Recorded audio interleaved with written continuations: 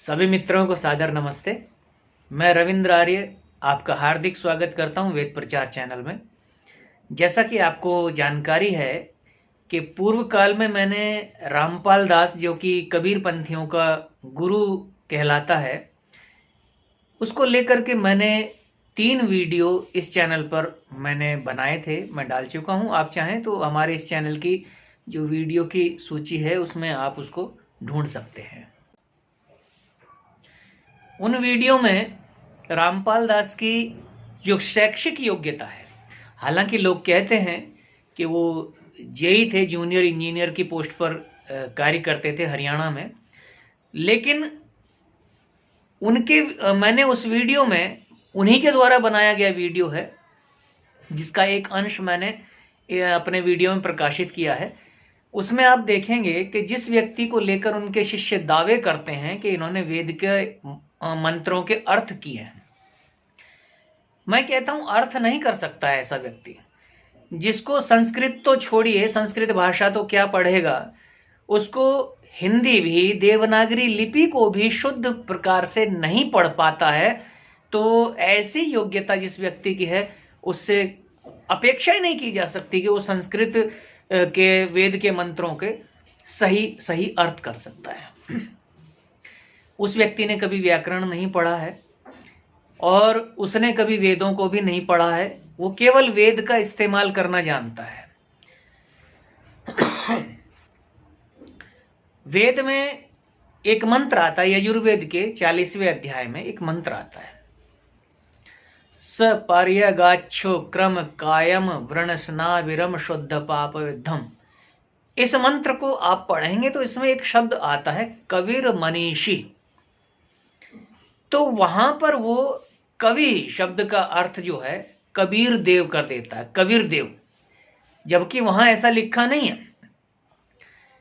इस व्यक्ति को यदि जरा भी तमीज होती, जरा भी बुद्धि होती, इसने हिंदी को भी अच्छे से पढ़ा होता, तो इसको पता चलता कि कवि और देव ये दोनों अलग शब्द हैं।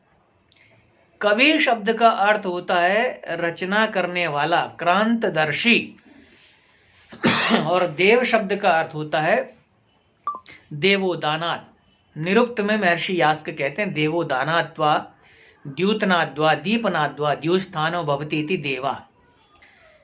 तो वहां देव शब्द के बहुत अर्थ दिए गए हैं और मुख्यतः जो हम प्रयोग करते हैं वो देव शब्द का अर्थ होता है देने वाला। तो कबीर क्या दे रहे हैं? ठीक है, उन्होंने उस समय, हालांकि कबीर कोई वेदों के विद्वान नहीं थे, कोई बहुत बड़े विद्वान नहीं थे, उनके बहुत सारे दोहों पर आपत्ति की जाती है और उन आपत्तियों को हम सिद्ध भी कर देंगे कि वो कितने बड़े विद्वान थे। उनकी भी बुद्धि की परीक्षा यदि आज जीवित होते तो सामने बिठा करके लेते, लेकिन उन्होंने जो कुछ लिखा है उस पर प्रश्न चिन्ह खड़े होते हैं।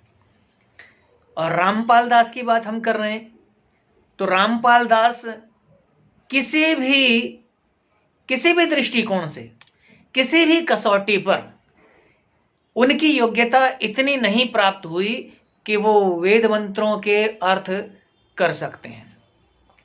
वेद मंत्रों के अर्थ करने के लिए कम से कम 2 योग्यता होनी बहुत आवश्यक होती हैं। पहली योग्यता कि वो व्याकरण का महापंडित हो, और दूसरा वो उच्च कोटि का योगी हो जिसकी समाधि लगती हो। और मुझे तो क्या, जो लोग भी रामपाल दास को जानते हैं नजदीक से, वो सब लोग जानते हैं कि ये दोनों ही योग्यता उसकी नहीं है। न तो वो उच्च कोटि का योगी है जिसके समाधि लगी हो, और न वो व्याकरण का पंडित है। व्याकरण का तो एबीसी भी नहीं जानता वो। ये जो लोग उसके जेल जाने के बाद, रामपाल दास परमात्मा की न्याय व्यवस्था को भूल गया था। रामपाल दास ने सोचा कि अब जो हूं मैं हूं, और उसने परमात्मा की न्याय व्यवस्था का उल्लंघन किया।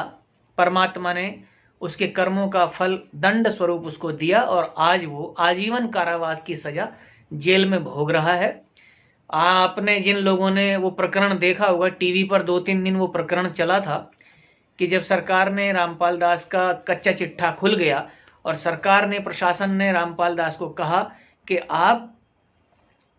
आपके ऊपर आरोप है, अकेले आपके ऊपर, भक्तों के ऊपर आरोप नहीं है तो आप इस लड़ाई में भक्तों को मत घसीटिए, उनका नुकसान मत कराइए, आप सरेंडर कर दीजिए और शांतिपूर्वक हम आपको ले जाएंगे। लेकिन रामपाल दास, जो कि अहंकार में चूर था, जो भगवान से भी, उसकी व्यवस्था से भी आगे निकलना चाहता था, तो उसने प्रशासन को समझा ये कुछ नहीं है मेरे सामने, और प्रशासन के सामने उसने विद्रोह कर दिया। उसने अपने शिष्यों को, अपने भक्तों को भड़काया, उनको बहलाया, और उसके भक्तों ने भड़क करके प्रशासन के ऊपर, पुलिस के ऊपर पत्थरबाजी और तमाम सारी चीजें की, जिससे प्रशासन और ज्यादा सख्त कार्रवाई करने पर विवश हो गया और चारों तरफ से घेरा डाल करके उन्होंने आश्रम का दरवाजा तोड़ा और रामपाल दास को अंततः गिरफ्तार किया गया। और जब रामपाल दास को गिरफ्तार किया गया तो क्योंकि प्रशासन के साथ बहुत सारे मीडिया वाले भी थे तो वो मीडिया वाले उस रामपाल के किले में घुस गए और प्रथम दृष्टया जो कुछ वहां पर मिला वो सब चीजें कैमरे में कैद की गई, पूरी कार्रवाई को रिकॉर्ड किया गया और उसमें से उसके कुछ अंश हमने धर्मगुरु एक्सपोज्ड नाम से एक वीडियो बनाया, आप हमारे चैनल पे देख सकते हैं। उस वीडियो में उन सारे वीडियो जो उस समय शूट किए गए थे तो वो आपको थोड़ा थोड़ा उसका अंश मिलेगा, किस प्रकार लोगों को दिखाने के लिए अलग चेहरा था कि संत है, लेकिन जो संत के पीछे का मुखौटा, जो संत का मुखौटा उतारकर जो रामपाल का असली चेहरा था वो उस वीडियो में आपको दिखने को मिलेगा। और वो किसी अय्याश दुष्चरित्र व्यक्ति से कम नहीं था, क्योंकि वहां मीडिया ने ये वीडियो में दिखाया गया, बताया गया कि बाथरूम में जहां महिलाएं स्नान करती थी वहां पर उसने कैमरे लगवा रखे थे और वो महिलाओं को निर्वस्त्र नहाते हुए देख करके अपनी वासना की तृप्ति करता था।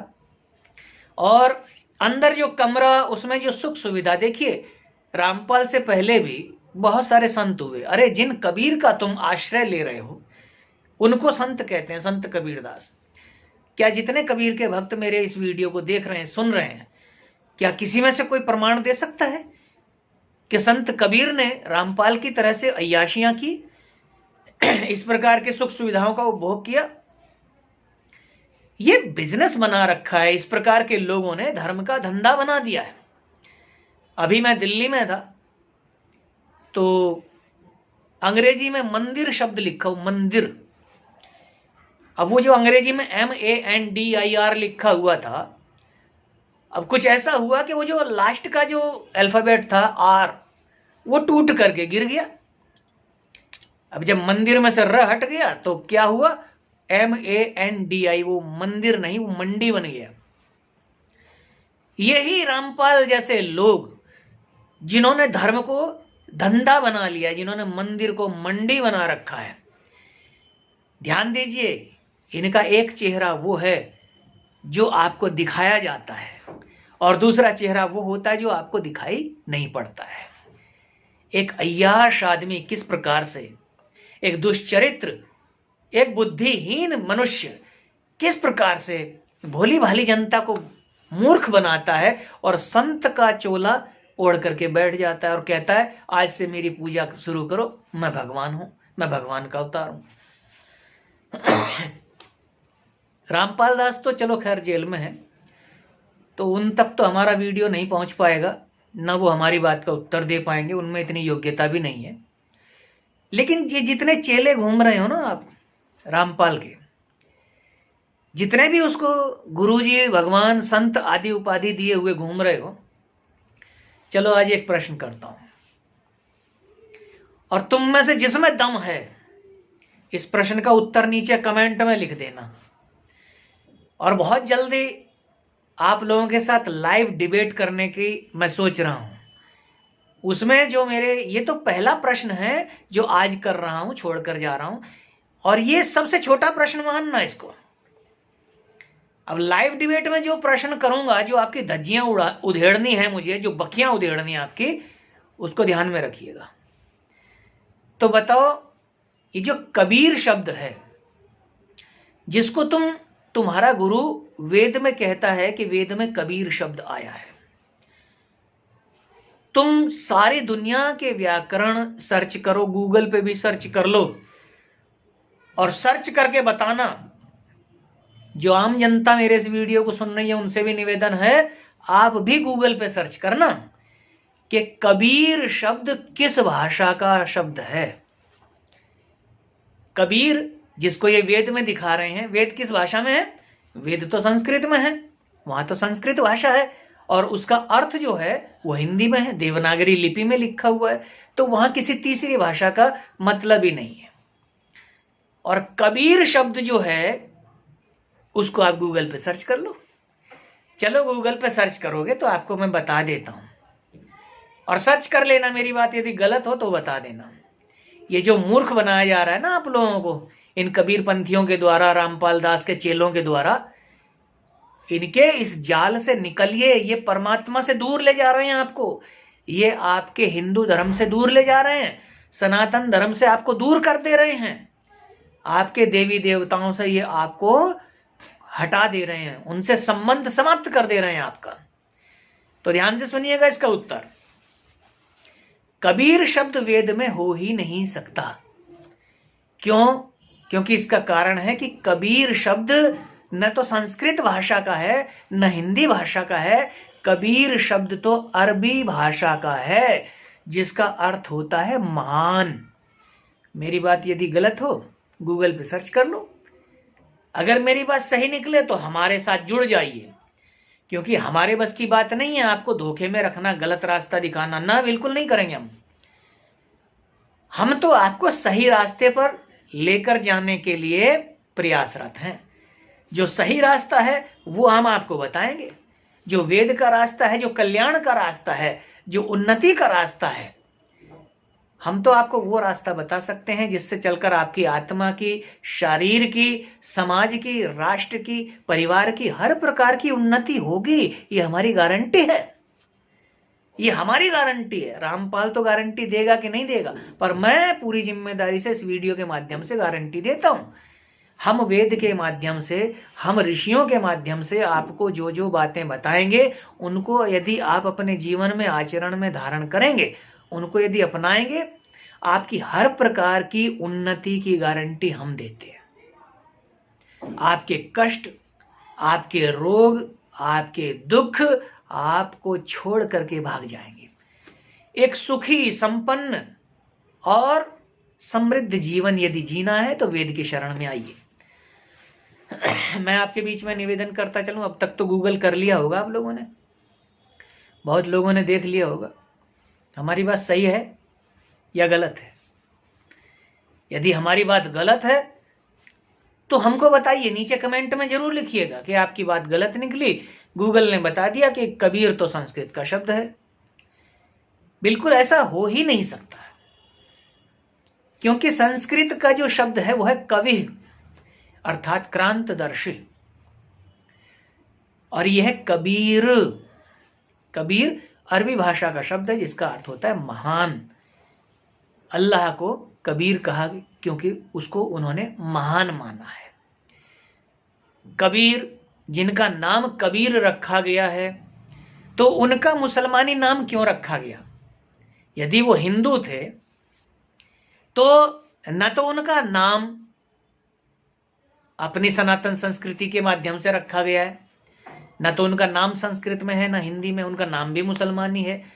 उनके माँ बाप जुलाहा, नीरू जुलाहा और नीरू और नीमा, वो भी मुस्लिम थे। उनका अंतिम संस्कार भी मुस्लिम रीति से ही किया गया। अरे हिंदुओं, तुम कब तक अपनी संस्कृति से अलग रहोगे?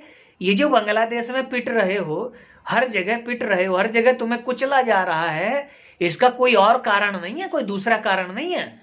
इसका केवल एक कारण है कि तुम अपनी संस्कृति से, अपनी जड़ों से जुड़ करके नहीं रहते हो। आज भी यदि तुम अपनी जड़ों से, अपनी संस्कृति से, इस भगवान राम और कृष्ण की संस्कृति से जुड़ जाओ ना, तो दुनिया की कोई ताकत तुम्हारा बाल बांका नहीं कर सकती।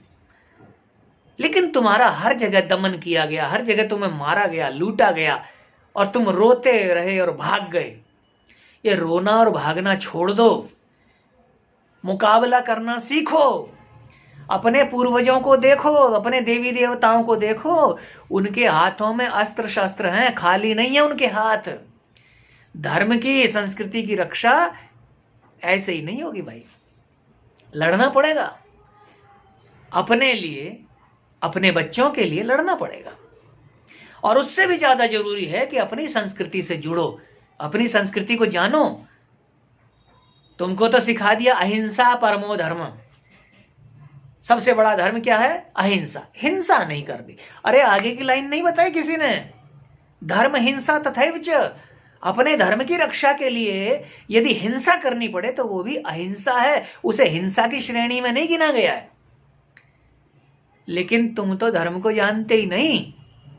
तुम्हारा धर्म क्या है, तुम्हारे धर्म का मूल क्या है, तुम तो जानते ही नहीं। जब धर्म को नहीं जानोगे तो रामपाल जैसे लुटेरे, है ना, मैं खुले शब्दों में कह रहा हूं, ये लूट रहे हैं तुमको। रामपाल जैसे निर्बुद्धि, जिसमें बुद्धि नहीं है, ये धूर्त हैं। ये बुद्धिमान नहीं है, धूर्त हैं। बुद्धिमान में और धूर्त में अंतर होता है। बुद्धिमान वो होता है जो किसी का नुकसान किए बिना सबका भला करे, और धूर्त वो होता है जो किसी के नुकसान को बिना देखे अपना भला करे। तो रामपाल ने जो अपने महल बना रखे हैं और ये सब बनाई हैं चीजें, कभी तुम्हारे घर में भी बनाया है? बताओ, तुम्हारे घर में 10 ईंटें लगाई हूं, हैं? मेरे भाइयों, इस प्रकार की ये जो ताकतें, ये सनातन संस्कृति को नष्ट करने का जो कार्य कर रही हैं, जो रामकृष्ण की संस्कृति को नष्ट करने का कार्य कर रही हैं, इनको तो भैया विदेशों से फंडिंग होती है।